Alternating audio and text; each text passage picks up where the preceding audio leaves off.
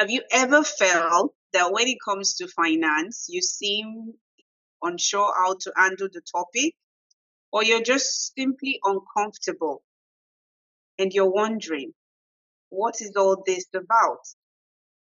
Or are you just plainly uncomfortable to ask for help, feeling like, what would they think of me? I don't know numbers. Or are you thinking, I don't have money? Maybe I'll be confident enough to approach the subject of finance management when I do? Or could it be that you're feeling completely like a fish out of water when the topic of finance is presented and you'd rather not talk about it? Well, I have good news for you. As part of our podcast 2025 team for the year, Empowering Women in the 21st Century, we will finally let the cat out of the bag on today's episode. I hope you're as excited as I am to tackle your financial fears so you can be empowered to overcome them and positioned to win.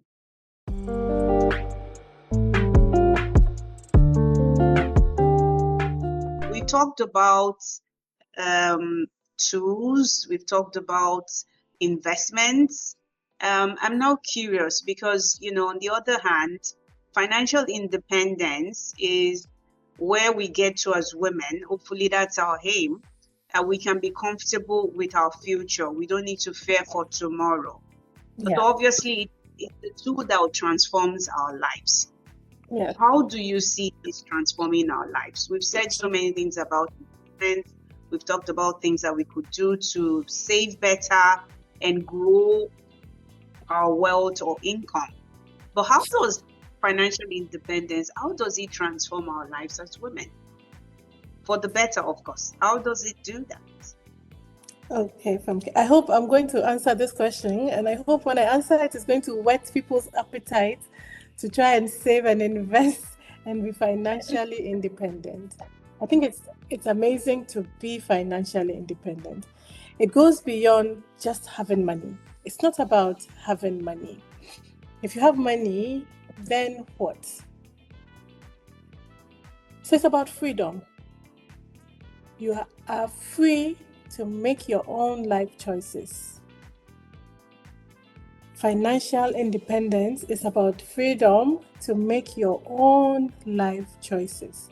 If you can pay to go to live in a particular city, you pay, you go. That is a life choice. If I can pay to send my child to the best school ever, that is a life choice. I can pay.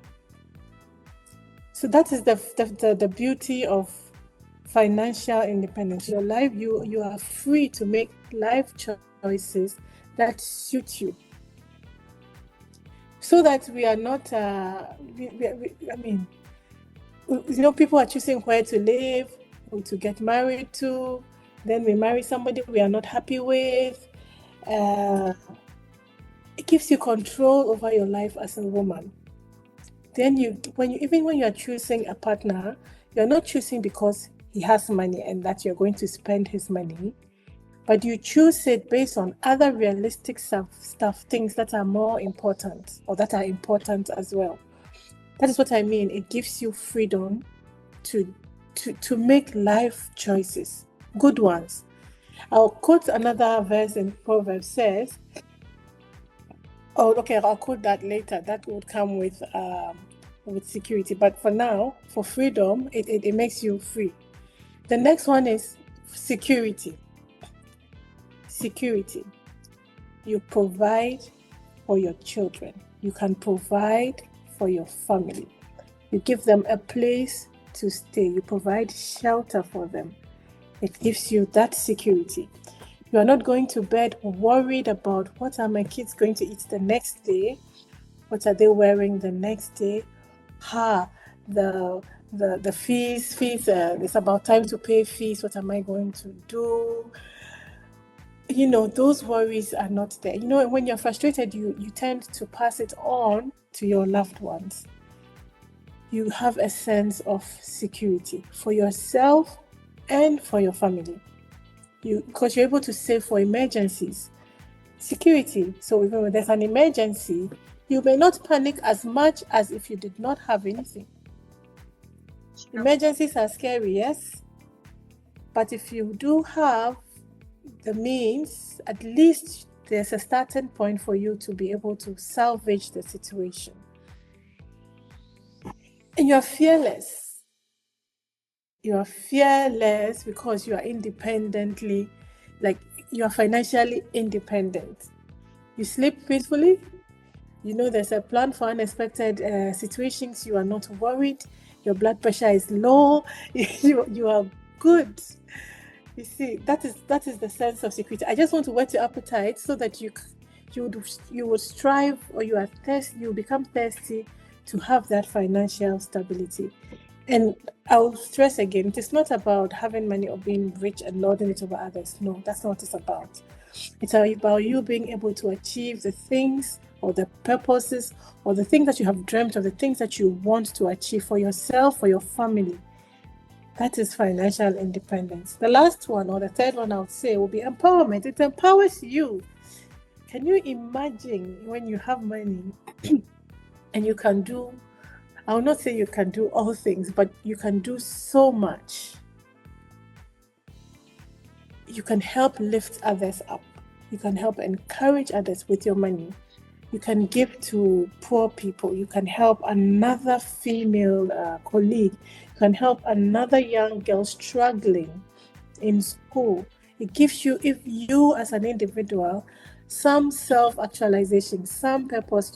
You find that you have a purpose for which you are living because you are able to provide for people. It empowers you when you are a business woman and you have a financial independence. It gives you the confidence to even run your business, no matter the challenges that come. That confidence alone is good enough to push you on to keep going.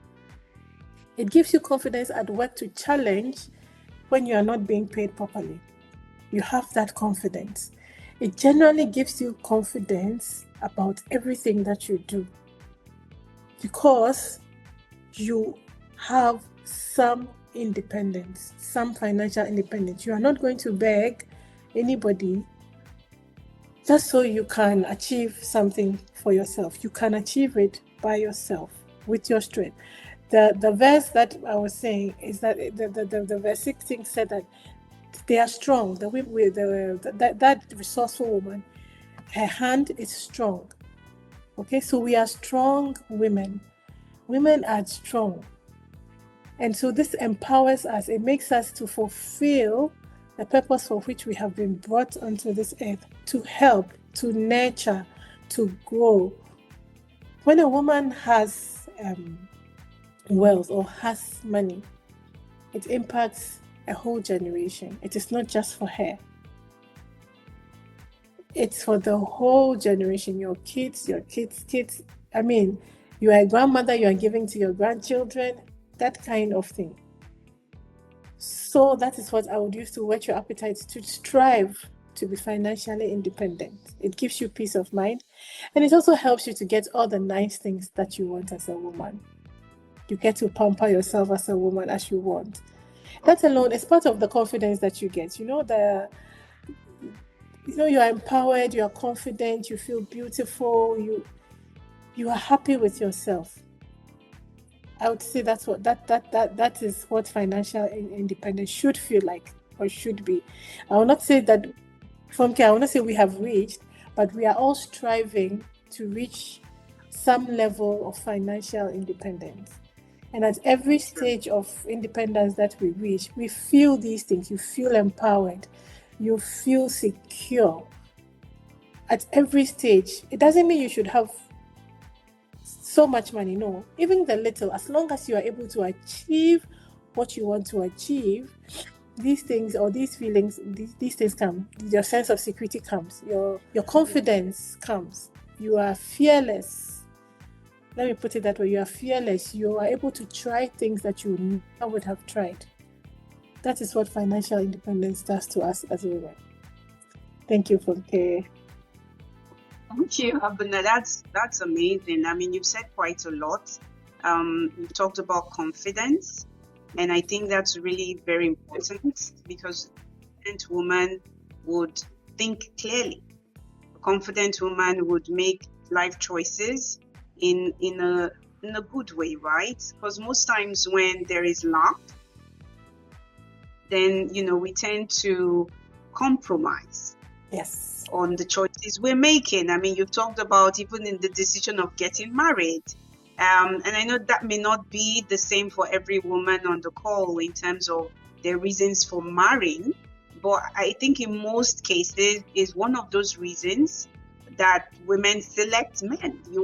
I'm not saying it's a bad thing. It's a good thing to obviously want to marry someone that is financially stable. That's without a doubt very important, but it should not be the be all and end all of it. So you yourself need to be financially independent, and that's why we're having these conversations. How can we get to that stage where we get a level of financial independence? You said whet your appetite. It's whet my appetite, because knowing that if I can save and build on and grow my income, I can decide to take a vacation without having to borrow money. If I want to buy something, I can decide to do that, obviously judiciously, but it gives me the empowerment. It gives me the confidence. You talked about the security, right? If something happens, at least there's something to fall back on. And, there's freedom to do what you need to do. And again, we're not talking over the top where people go in extreme situations and make or choose or decide on things that are not healthy for themselves. But what we're saying in essence is, if you're financially independent as a woman, you don't get pushed around, right? You are clearly thinking, and you also get to empower women. There's a saying that empowered women empower others. You've talked about the opportunity to support girls that maybe may not be able to afford education. I mean, you can only do that when you're financially independent. Support others, support family members, But to be able to give, you need to grow to give in a way that is really impactful. So, Abena, I can't but overemphasize how very helpful those insights you've provided have been, and I hope our women on the podcast are finding that helpful as well. So that leads me to this question of money, right? And there's this thing cause of all evil, right? So, okay, there is a group, or there is a school of thought that think that if you are too much into this financial thing, then all you are really focused on is you're focused on money, and it's not good to be too invested in money. So what are your thoughts in terms of how can you help some of our women who have that perspective on the call, demystify some of these beliefs in a culture that really encourages you not to be financially independent, for example? Stay clear of things like that. If you get too involved in money, you become intoxicated. If you get too involved in money, you are living a lifestyle that is not godly. So how can you help our women on the call? Because we need to separate this, right? From we're trying to be financially independent, and we're not, going overboard. We're not getting it over the top, and we're ensuring that we're managing this understanding for our women on the call. It is good. It's not the root of all evil. So, Abena, your thoughts? That's an interesting question. Funke. Money is the root of all evil. Okay, so I'm a Christian woman, so I always refer back to what the Bible says about this. So this 1 Timothy chapter 6, if you read from verse 6 to 10, where it talked about when we believing in Christ, and what our true commitment is to God, and what godliness is, and what is wealth, what is true wealth as a Christian woman. What this verse was warning about was for the love of money, not the money itself, for the love of it. What will your need or what will your love for the money lead you to do?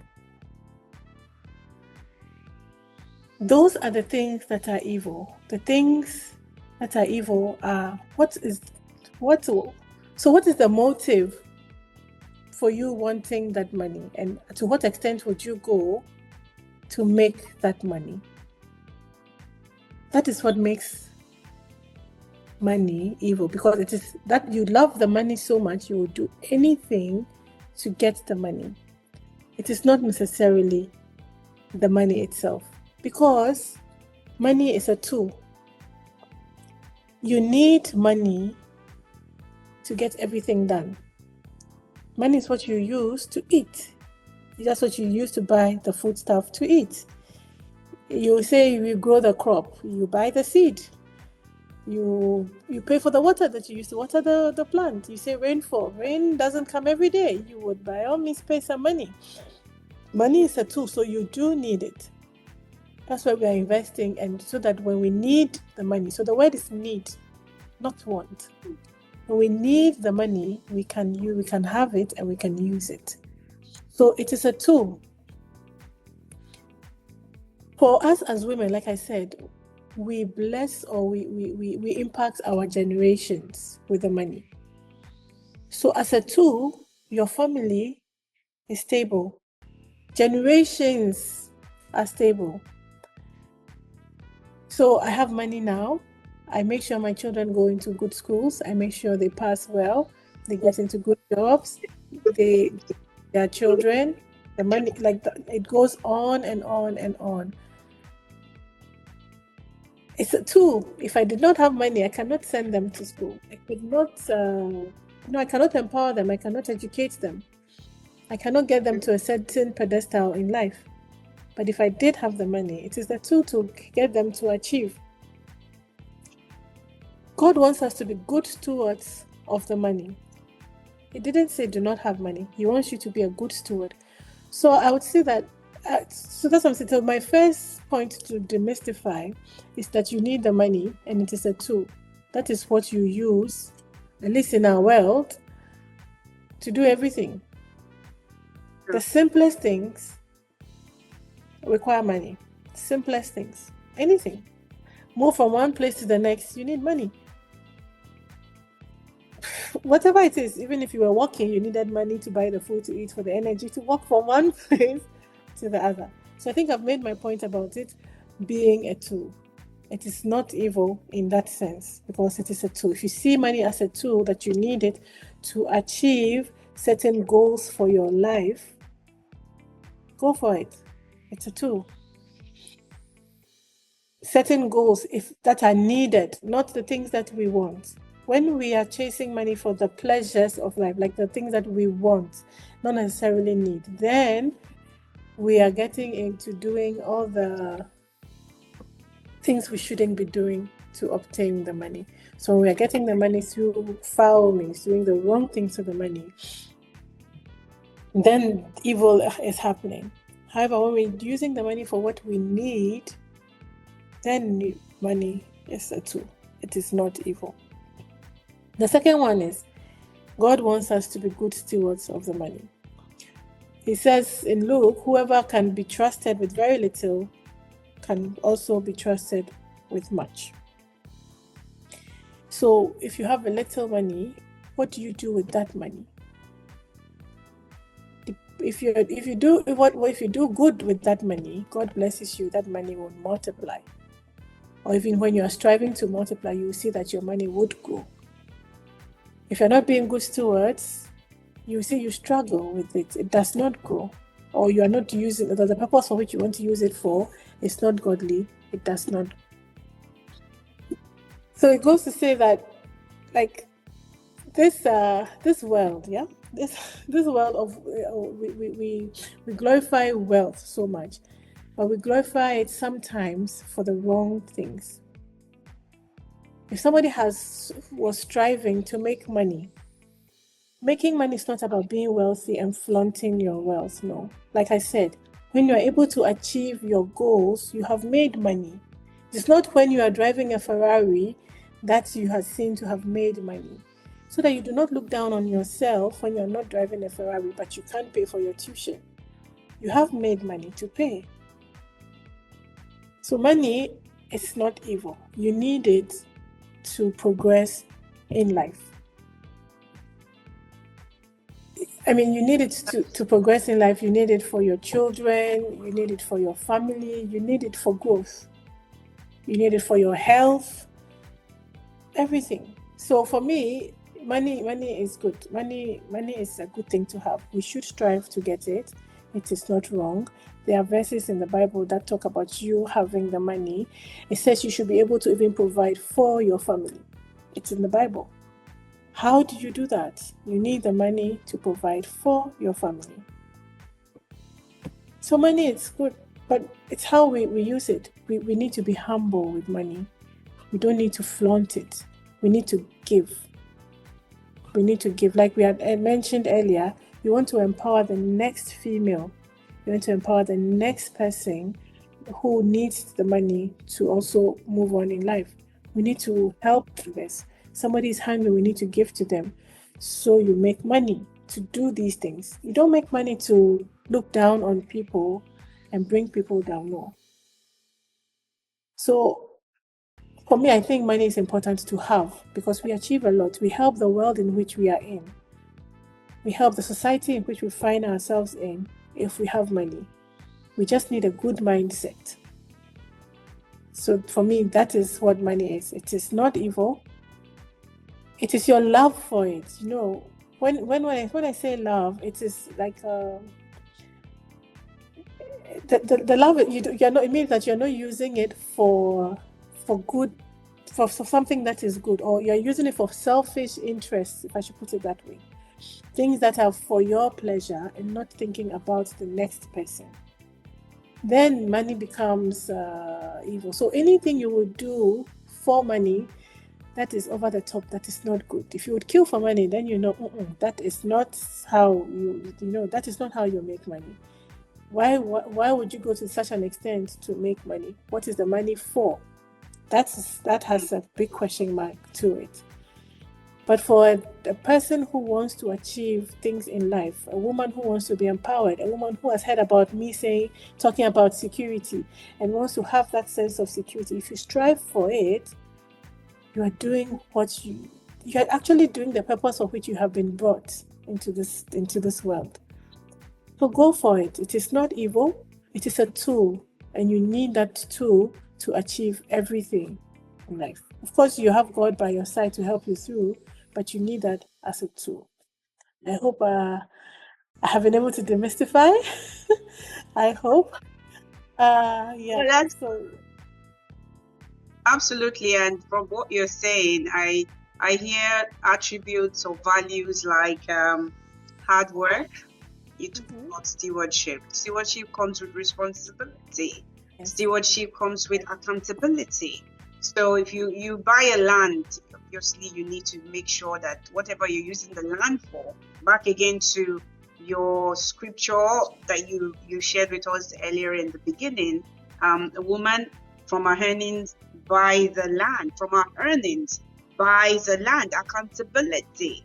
Why is she buying the land? Because she wants yield from the land to be able to take care of her household. So words like hard work, diligence, honesty, right? Those are things that I can hear from what you're saying.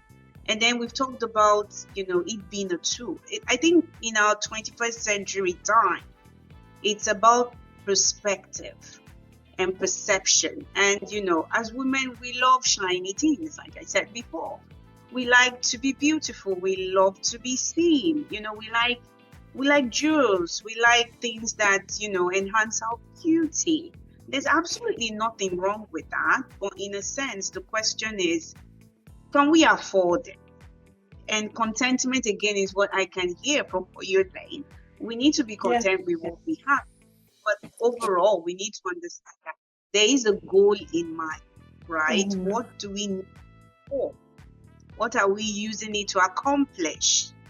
And would it yield for us, right? If you're just buying and buying and buying and amassing stuff, at some point the money will run out. So it's very important for you, for me to see how you've helped us kind of put that in perspective. It's actually very interesting, you know. So helping us shift the narrative from viewing money as, you know, an inherent evil to seeing it as a powerful tool for us to be able to achieve positive outcomes as women. So we feel empowered to take control of our finances and use those finances in a way that aligns with our values and with our goals. So it's that's a lot. So thank you for sharing. So I'm just very interested to see what your thoughts are, because as women, our goal is to empower ourselves as well as empower other women. So what are your recommendations on how we can support women in finance, right? Because I know for some of us, maybe we're already empowered. What's the next step? How do we support other women? Because we can see that a sister, a daughter, a friend is not as empowered as they should be. Yeah. So what are your thoughts? Like, what are your recommendations for ways that we can support women in finance?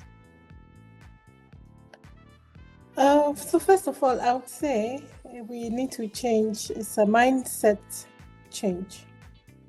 We need to change our mindset. Finance is for everybody. Women, we must take it seriously because it helps us. So we need to change our mindset. So shifting it is, so for those who are empowered already or who are financially astute, they understand what finance is, I'll say you need to encourage the others. Reach out to them. If you see someone is struggling, maybe you work with somebody and you see them struggling, offer a word of advice, offer some encouragement to the person. Reach out, find out what is the problem. Why are you always borrowing to pay fees? What is wrong? What are you not doing right? We should reach out. We should encourage others. You know, when you notice it, you can ask. I know that it may be difficult to ask somebody, but you can start small. Okay, maybe not go straight and say, why are you struggling so much? No, but just ask, are you okay? Is everything fine? How can I help? You know, break the barrier first, and then you move in and you guide slowly. So I think that a lot of women need the help, but they are not getting the help. So it's about reaching out. I think first of all, we need to reach out. We need to encourage. We need to help others. Whilst we do that, we empower ourselves, we empower the next person. So that comes out like two people empowered at the same time. That is one. Secondly, maybe we could have groups. Maybe you could set up groups. You know how people have reading clubs. We could have one for finance and talk about our financial, activities that are happening. Maybe I'm investing in A, B, or C. We can have a chat, have a group.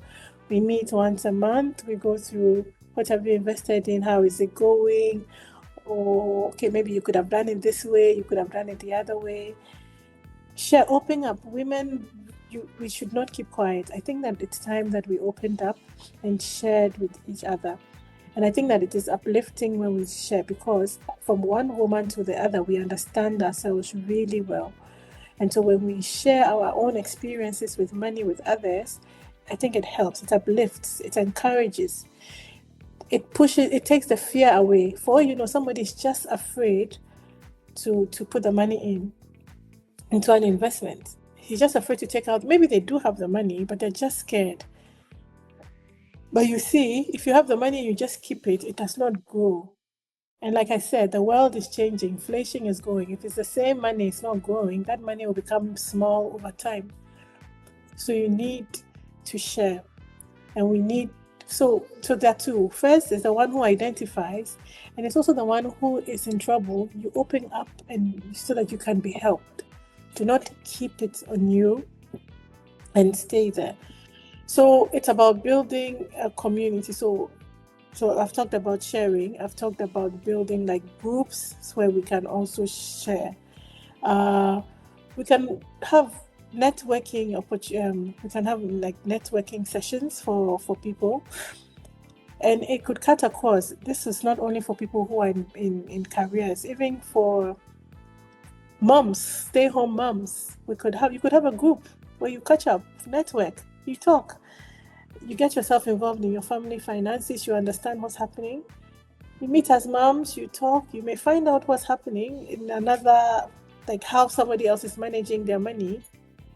You learn, you take it as a tip for home, you know how to budget better at home. That is your input. You have done what you have to do. It's not all about go and invest. Even the way you are budgeting, even the way you are spending, you are allocating funds for what task in the house also helps. It also empowers. If you save, if you're able to do that right, and you are able to save a lot more money. Let's say I shop in a particular shop for grocery. I will find out that, oh, this other shop offers the same thing for less. Saves me money. I wouldn't know that if I did not network. So it's good to have community group. Join such group. Network.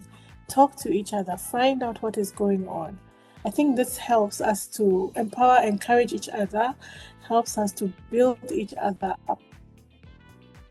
And then we, as women, we have to advocate for policies that help us to grow financially. We have to close the gender gap.